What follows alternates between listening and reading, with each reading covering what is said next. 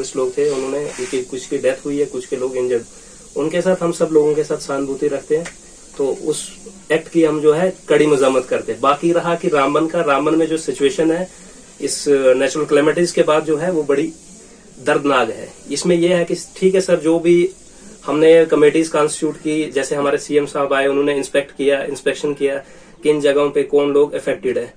अब उसके लिए जनाब जो है कि हमने जो कमेटीज बनाई हैं, जो भी हमने जिस भी ऑफिसर को डिप्यूट किया है, क्या वो एक्चुअल और प्रैक्टिकली वो फील्ड में है, कितने लोग कैसे अफेक्टेड हुए हैं, किन लोगों को फौरी तौर का मतलब है कि इमरजेंसी जरूरत है, अगर पानी की जरूरत है उनको पानी मिल रहा है, राशन की जरूरत है तो राशन मिल रहा है। एक्सटेंसिव लेवल का जो डैमेज है वो तो है ही है, वो तो करना है लोगों ने, वो तो हमारे गवर्नमेंट को वो तो करेंगे, उसमें टाइम लगेगा। लेकिन 3 दिन हो चुके हैं इस चीज को, अभी तक हमें लगता है कि रामबन में जो बेसिक फैसिलिटीज है जो लोगों को मिलनी चाहिए वो अभी तक पूरी नहीं हुई। वो पेपर्स में ही होंगी, ऑन ग्राउंड वो अभी तक दिखी नहीं है।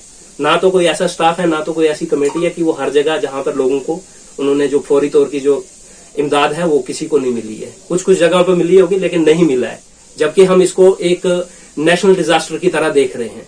तो उसके लिए फैसिलिटीज, उसके लिए एक्शन भी उस लेवल का ही होना चाहिए जो अब तक दिख नहीं रहा है। बाकी रामबन में जो है अभी तक कंडीशन इतनी स्टेबल नहीं है। आप सिटी की ले लीजिए बात, सिटी में अभी तक मुझे लगता है पोर्टेबल वाटर की जो है बहुत ज्यादा कमी है। लोगों को मुझे लगता है अब इन 3 दिन के बाद लोगों को पानी की कमी हो जाएगी, पीने के लिए पानी तक नहीं है। अब इस चीज को इंश्योर करना है इमरजेंसी लेवल पे, एसेंशियल कमोडिटीज को देखना है, एसेंशियल सर्विसेज को हमने देखना है कि लोगों को मिले जो अभी तक मिल नहीं रही है। इसके लिए इफेक्टिव और प्रोएक्टिव अप्रोच की जरूरत है जो अभी तक दिख नहीं रही है ग्राउंड में। तो बाकी यही है हमारा एडमिनिस्ट्रेशन से, जिससे जो भी हमारे लोग बैठे हुए हैं वो देखें, वो अपनी टीम्स को डिप्यूट करें और जहां जहां है वो रिपोर्टिंग लें और देखें। हमें अभी तक नहीं दिखा है। कुछ ऐसे एरियाज हैं जैसे आप जो मेजरली अफेक्टेड एरिया हैं, आप ये ले लीजिए सेरी से लेकर डिगडोल तक, जो जितने भी एरियाज हैं सबसे ज्यादा नुकसान जो है उन एरियाज में हुआ है। अभी तक हमें कोई टीम्स नहीं दिखी है, वहां पे कोई टीम्स पहुंची है, वहां पे कोई ऑफिसर्स पहुंचे हैं। सिर्फ हमने हाईवे पे ही देखा है, लोगों को हाईवे पे देखा है। हाईवे रिस्टोर करना है, वो सबसे बड़ी प्रायोरिटी है हमारी, हम उसके खिलाफ नहीं है।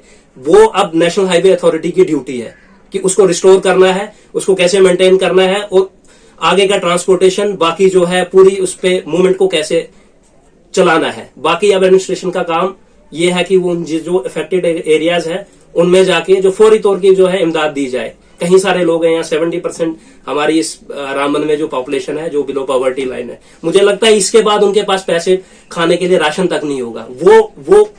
वो इमदाद उनको पहले पहुंचनी चाहिए, बाद का डैमेजेस हम बनाते रहेंगे, बाद में वो रिपोर्ट्स भी आती रहेंगी, चलते रहेंगे।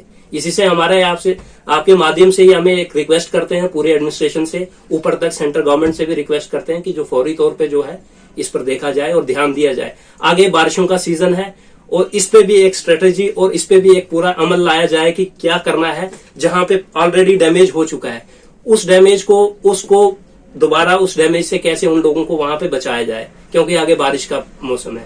और जिन जगहों पे जरूरत है नेसेसरी जो भी प्रोटेक्शन वाल लगानी है वो उसकी जो काम की जो स्पीड है वो तेज हो और लोगों को, ताकि लोग यहाँ पर सरवाइव कर पाएंगे।